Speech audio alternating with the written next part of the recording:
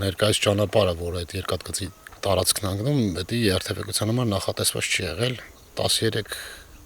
թվականին երկաթգիծը քանդվել է, նոր մենք կարողացել ենք այդտեղ երթևեկել։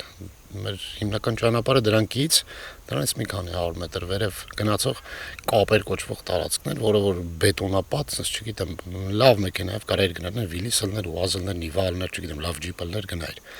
Լեղկավոյի համար լրիվ նախատեսված չէր այն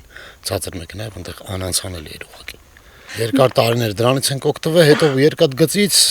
ինչ որ ձևի այն ժամանակ գոհ էինք, որ երկաթգիծը կա, որտեղ այն մեկի համեմատը շատ լավ էր, դե հիմա դժգոհ ենք, մեքենա չի դիմանում։ Ինչ էս գյուղը կա, այդ խնդիրը ունենք։ Այդ խնդրի լուծմանը այս պահին լուծումը տրվել է, նոր ճանապարհ կառուցվում։ Բոլոր ստանդարտներին համապատասխան, ճիշտ է, առաջին փուլով դա գրունտային խճապատ ճանապարհ լինելու։ Մինչև կողի հասնել այնքան ավելի կարևոր խնդիրներ ունենք, դա ոռոգման ջրի հետ կապված էր, խմելու ջրի հետ կապված էր։ Ոռոգման ջրի հետ կապված կասեմ, որ խնդիրը ինչ որ ձև լուծվել է։ 23 թվականին Կարմիր խաչի 2 պոմպ ճարժության նվիրաբեր է։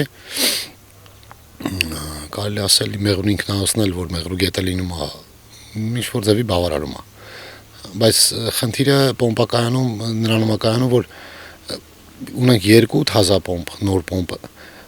փոխարինողները 60-70-ականների մաշված պոմպեր են, ասենք եթե նորին ինչ-որ բան պատահեց, մենք մեծ խնդիր ենք ունենում։ Այդ առումով խնդիր ունենք։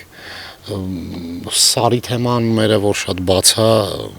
ամեն տարի այդ խնդիրները լինում են, կապված բնապահպանների հետ հատուկ պահպանվող գոտի է,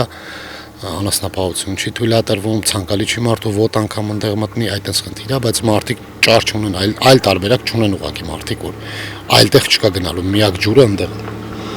38 տնտեսություն ունենք, մշտական բնակիչները 138 են։ Մանկապարտեզը 25 երեխա համար է նախատեսված, բայց գյուղում, եթե չեմ սխալվում, 16 երեխա ունենք։ Այդ մինչև 5 տարեկանները։ Շինարարական աշխատանքները սկսվել է անցած տարի 24 թվականի օգոստոսի վերջ, սուբվենցիոն ծրագիր է, կառավարություն համայնք, շինարարը ուշ է սկսել գործը,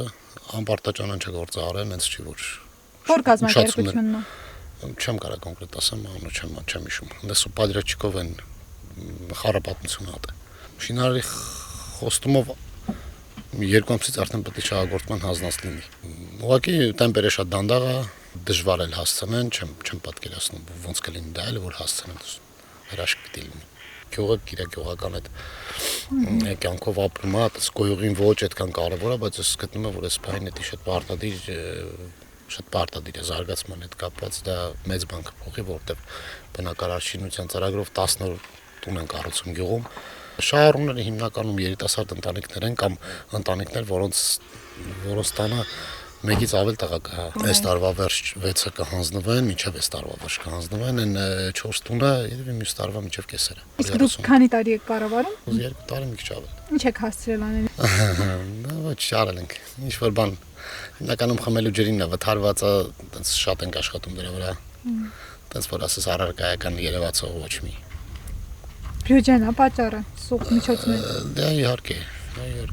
Նորմալզորը որպես այդպեսին ինքը բյուջե չունի, խոշորացված համայնքն է,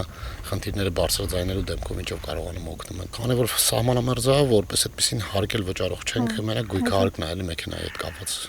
Դա շատ չնչին գումար է։ Դեմ չենք խոշորացմանը, որտեվ Նորմալզորը իր համեստ միջոցներով շատ քիչ բան կարար անել, խոշորացումը ահագին բան է տվել, ցերեկային լետ լուսավորությունն է, երթուղայինն է, որ ունենք դա խոշորացումից հետո է եղել։ Էլի շատ բաներ, խմելու ջրի հետ կապված հարցեր, ինչ որ ձև լուծվել է, խողովակների հետ կապված, փականների հետ կապված, որը որ Նռնաձորի իր համեստ միջոցներով դժվար կարողանար անել։